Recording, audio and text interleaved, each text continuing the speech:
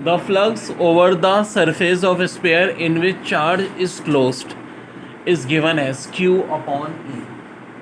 अब Gauss's law क्या होता है? State that total outward flux over any closed hypothetical surface is equal to 1 upon epsilon not time total charge enclosed in it. जैसे कि देखो, एक क्लोज सरफेस होती है। अब बताता हूँ चक्कर हुआ क्या था।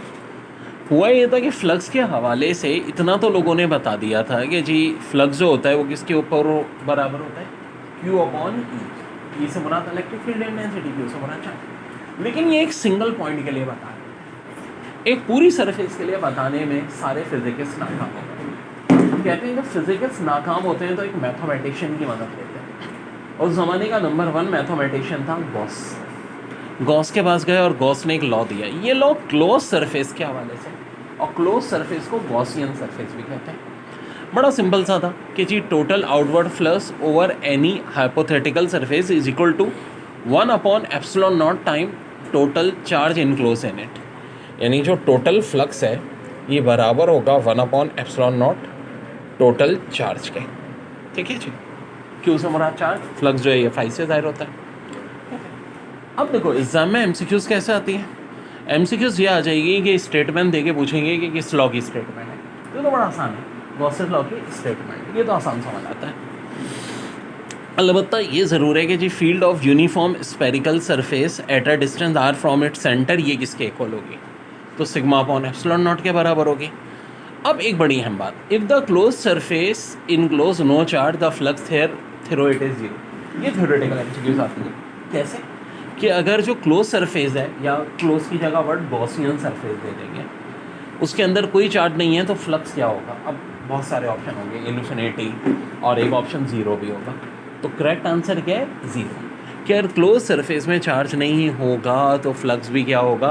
ओके बच्चों, अब एक चीज़ होती है फ्लक्स, इलेक्ट्रिक फ्लक्स। ये बेसिकली डॉट प्रोडक्ट होती है इलेक्ट्रिक फील्ड इंटेंसिटी और एरिया की। अच्छा, एक बड़ी दिलचस्प बात बताऊँ, लक्स साबुन का पुराना नाम फ्लक्स था, लेकिन जब वो साबुन की एडवर्टाइजमेंट होती थी ज़रा सा फ्लक्स, रंगत गोरी गोरी, तो लोगों को फ्लक्स से मुराद ना लगता था जैसे कि कोई करंट लग रहा है, तो इसलिए फ्लक्स साबुन का नाम चेंज होके क्या लग गया? लक्स। ठीक है, वरना ऐड अभी आ रहा होता वो क्या, नरम और नाजुक जिल्द का राज फ्लक्स साबुन, तो वो लक्स है।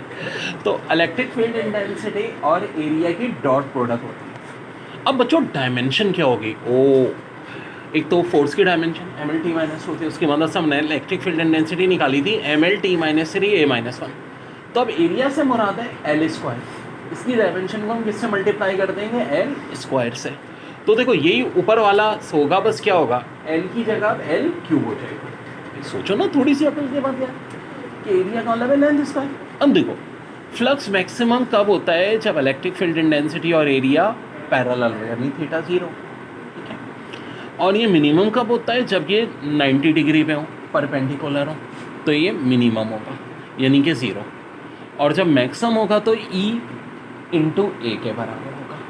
Very very important electric flux के लिहाज से टॉपिक।